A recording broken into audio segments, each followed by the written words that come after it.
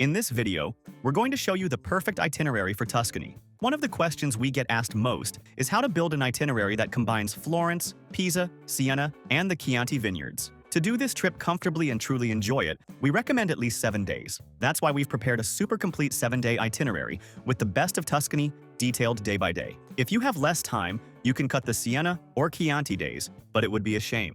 So let's get started. When is the best time to visit Tuscany? In our opinion, the best times are spring, especially in May and June, and fall, in September and October. In spring, the fields are green and in bloom. In the fall, the weather is perfect, the colors are golden, and the vendemmia, or grape harvest, takes place. We strongly recommend avoiding July and August. It's very hot, with temperatures over 95 degrees Fahrenheit, and the cities are packed with tourists. Winter, from November to March, is cold, damp, and many of the agriturismi, the farmstay hotels, close down. So how will our 7-day itinerary work? The idea is to use Florence as a single base for most of the trip. It's the region's capital and has the best infrastructure. The secret of this itinerary is that you will not need a car for most of the days. We'll use the excellent trains and buses for day trips to Pisa and Siena. The car will only be necessary for 1 day to explore the Chianti vineyards. Now, let's talk about transportation between cities. The best way to get to Tuscany is by high-speed train, the Frecciarossa, coming from Rome, which takes 90 minutes, or from Milan, which takes 2 hours. You'll get off at the Santa Maria Novella station in Florence. To get around inside Florence, the rule is clear.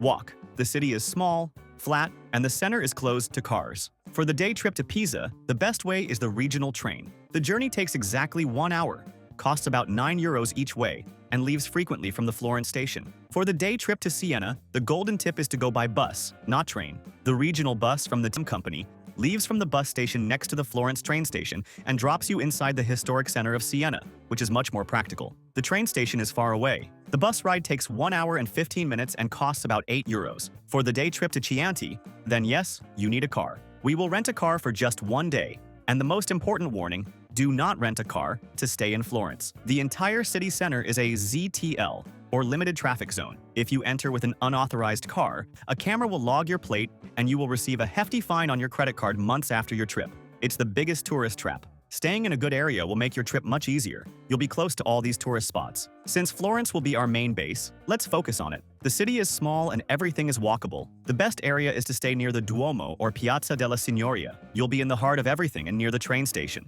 For a more authentic and bohemian experience, stay in the Oltrarno neighborhood, on the other side of the River Arno. It's full of artisans, wine bars, and less touristy restaurants. We created this custom map, which explains exactly which is the best region. If you stay in this marked area, you can't go wrong. We'll leave the link to this map here, on the QR code on the screen and in the video description. We created it on the hotel site we always use, as it always has the best prices. There, you can put in your travel dates and see all the hotel options within that location, at the lowest prices. We'll also leave links to the hotels where we've stayed. In every destination, we always recommend one that is very cheap and super well located, and another that's a bit nicer, in the same location but a little more expensive. They are great options. An important tip to save on lodging is the advanced booking strategy. The earlier you book your hotel, the less you will pay. This is why we love using this website. Besides having the lowest prices, it has free cancellation for almost all hotels. You can book as early as possible to guarantee a much lower price, and if you need to cancel later, it's super easy and costs nothing.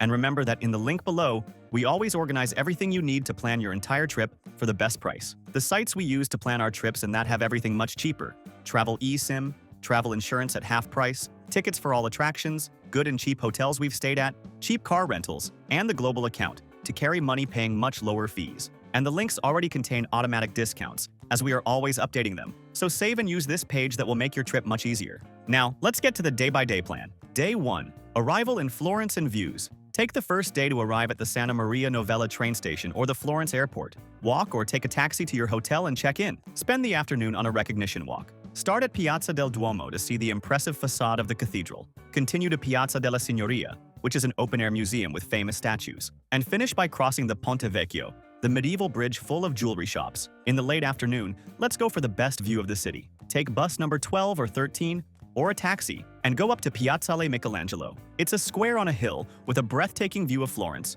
perfect for sunset. It's free. For dinner, walk down from the square and eat in the San Nicolo neighborhood, which is right below. It's a less touristy area with great trattorias. Day 2. Florence, the genius of the Renaissance. Today is for seeing Florence's 2 greatest masterpieces. Start the day at the Accademia Gallery. The reason to go is singular. to see the original statue of David by Michelangelo. It's awe-inspiring. The ticket costs 16 euros, and you must buy it for a specific time slot, months in advance, or you won't get in. Reserve 1 or 2 hours here. From there, walk to the Mercato Centrale. The ground floor is a traditional market, and the top floor is an incredible food hall. It's the perfect place for lunch. Eat some fresh pasta or a lampredotto sandwich, if you're brave, which is a local delicacy. Lunch there costs about 15 euros. In the afternoon, let's go to the Duomo complex. The entry to the cathedral is free, but the line is long. What you can't miss is climbing Brunelleschi's dome. The climb is long, with over 400 steps, but the view and the experience of seeing the frescoes up close are unforgettable. The ticket to climb costs 20 euros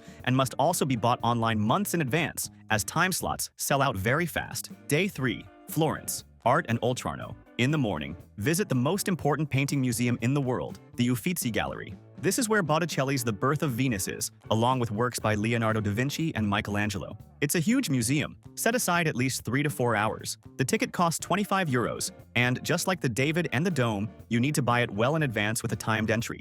For lunch near the Uffizi is All'Antico Vineo. It's a world-famous paninoteca that makes gigantic and delicious sandwiches. The line is huge, but it moves fast. A sandwich costs about 10 euros and is a full meal. In the afternoon, cross the Arno River and explore the Oltrarno neighborhood, which means the other side of the Arno. It's the most authentic part of Florence. Visit the Palazzo Pitti and the Boboli Gardens, a beautiful Renaissance park. The ticket costs about 16 euros, or simply stroll through the Santo Spirito neighborhood, discovering artisan workshops. At night, have dinner at one of the restaurants in Oltrarno, which are cheaper and frequented by locals. Day 4. Day trip to Pisa. Today we'll visit the famous tower. Go to Santa Maria Novella station and take the regional train to Pisa. The journey takes exactly 1 hour, and trains leave frequently. It costs about 9 euros each way. You don't need to buy this one in advance. When you arrive at Pisa Centrale station, you can walk for 20 minutes or take a local bus to the Piazza dei Miracoli, the Square of Miracles. The place is stunning. The square has the cathedral, the baptistry,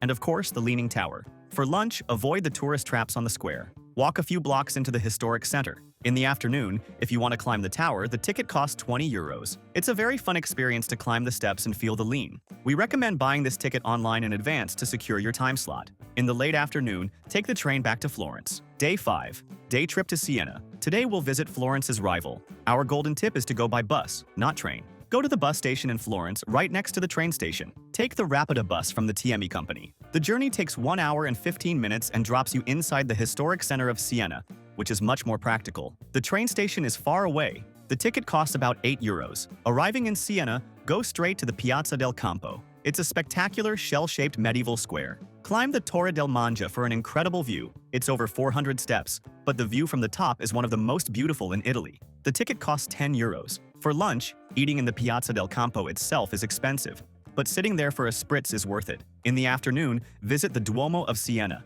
It's one of the most beautiful cathedrals in the world. The interior is all striped marble and the floor is a work of art. The ticket costs about 8 to 10 euros. In the late afternoon, take the bus back to Florence. An important tip that will save you time and money is to buy tickets for attractions and tours in advance. Buying on the spot is always more expensive, and the most famous tourist spots like the Duomo Dome, the Uffizi Gallery, and the Accademia with David sell out weeks or months in advance. We'll leave the link on the QR code on the screen and in the description to the site where we always buy tickets and tours for the best price. It's the largest tour site in the world and has practically everything there. Skip the line tickets for the Uffizi, timed entry tickets for the Duomo, tickets for the Leaning Tower of Pisa, and guided day tours to Siena and wineries, all at the best price, and you can buy in any currency, saving on fees. Day 6. Day trip to Chianti. Car day. Today is the day to rent a car for 1 day. Book in advance online and pick up the car from a rental agency outside the ZTL, like at the Florence airport. Today, we will drive the Via Chiantigiana, the SR 222 road,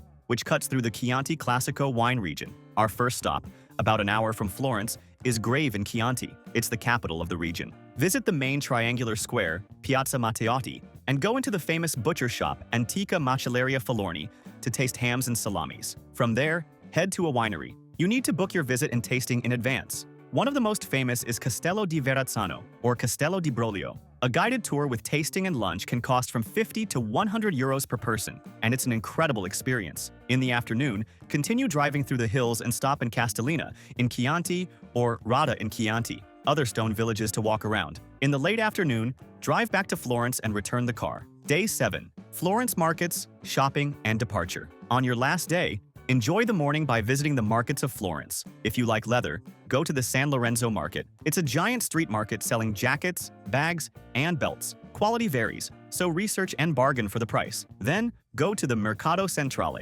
The ground floor is a real market, great for buying gastronomic souvenirs like truffle oil, pecorino cheeses, and wines. Depending on your flight time, have lunch at the market and then grab your bags. From Florence, you can catch a flight from the local airport or take a high-speed train back to Rome or Milan for your international flight. About travel insurance. Essential and mandatory to enter Europe. You need coverage of 30,000 euros. Use the comparator in the link in the description to save money. Quick shopping tips. Leather at San Lorenzo Market, but bargain. Gold on the Ponte Vecchio, Chianti Classico, and Brunello di Montalcino wine. Pecorino cheese from Pienza, the luxury outlet, the mall. Firenze is 40 minutes away by a direct bus from Florence. Remember tax-free on purchases over 70 euros. Validate at your last airport in Europe. And for those who are new here to the channel, welcome. Subscribe and like the video for more tips. And how much does it cost to eat in Tuscany? Florence is expensive, but the countryside is cheaper. A Big Mac combo costs 11 euros. Water at a restaurant is expensive. Ask for a carafe d'eau, which is free tap water. Ask for the Vino della Casa, the house wine. A half-liter carafe costs about 6 euros. A sandwich at All'Antico Vinaio costs 10 euros. A mid-range dinner costs 30 to 40 euros per person. And remember the coperto, the table charge of 2 or 3 euros. The tip is not obligatory. And what to do at night? In Florence, the Oltrarno neighborhood, across the river, is the best place. Get away from the tourist center and go to the wine bars in Piazza Santo Spirito. In Siena, the plan is to have an Aperol Spritz and watch the sunset in the Piazza del Campo. And if you're traveling with children, they will love the Leaning Tower of Pisa. Trying to take the photo holding up the tower is guaranteed fun. In Florence, they'll like climbing the dome and the carousel in Piazza della Repubblica. And of course, pizza, pasta, and gelato every day is heaven for them. And to combine your trip,